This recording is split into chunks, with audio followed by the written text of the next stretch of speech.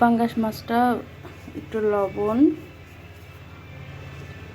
একটু হলুদ দিয়ে একটু মাখিয়ে নিই, কারণ একটু হালকা একটু ভাজবো। যেহেতু মাছটা একটু বেশ কিছুদিন হলো ফ্রিজে আছে, একটু না ভাজলে আবার একটু গন্ধ রাখতে পারে। এখন হচ্ছে পেঁয়াজ আর রসুন দিয়ে একটু তেলে দিব, কারণ মশলাটা কষাতে কষাতে মাছটা ভাজি হয়ে যাবে।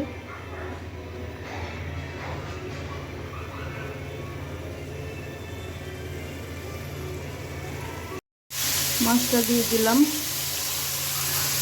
মাছটা ভাজি হোক, এর সাথে আমি মশলাটা কষাই নিই।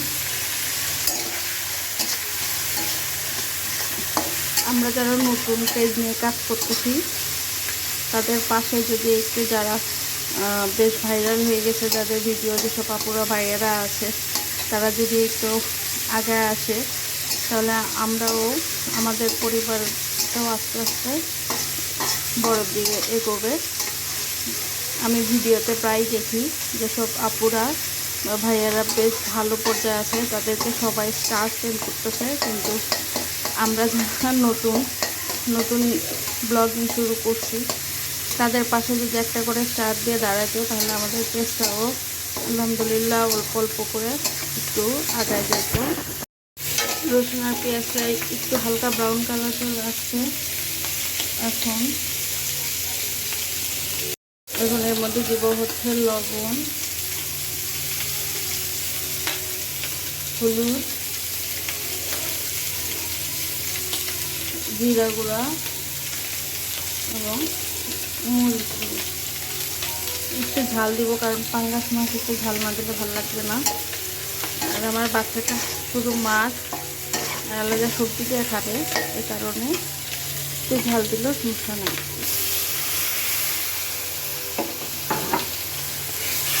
মশলাটা একটু কষায় নিই।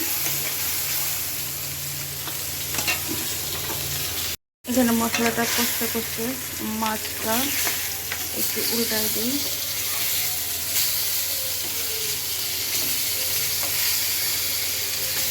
মাছটা একটু হালকা ভাজা হয়ে গেলে নামায় ফেলবো।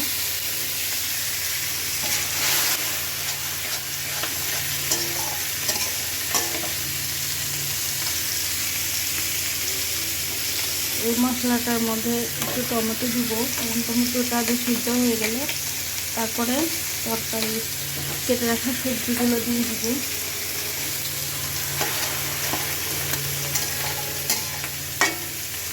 তাহলে গ্রেভিটা ভালো হবে, একটু ঘন ঘন হবে।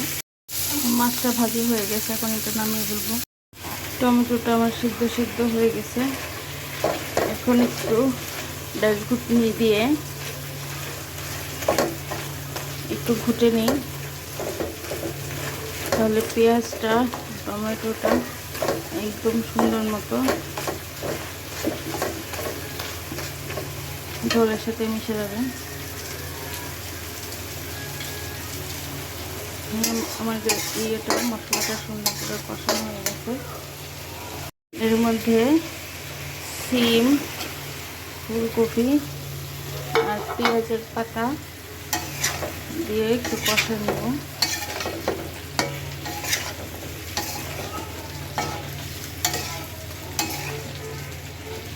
এটা সিদ্ধ হতে থাক, তরকারিটা একটু নেড়ে দিই।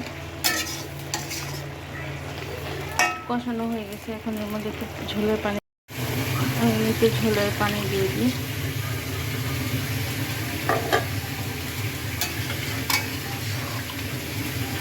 কারণ একটু ঝোলের পানি একটু বেশি দিব, কারণ সিম আর কফিটা একটু সিদ্ধ হতে টাইম লাগে। পানিটা একটু কমে আসছে, এখন মাছগুলো দিয়ে দিব।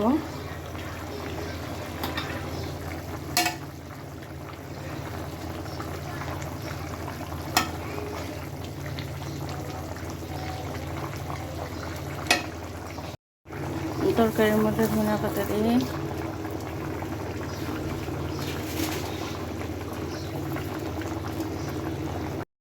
মাছের তরকারিও প্রায় হয়ে আসছে। যে আমার তরকারি হয়ে গেছে।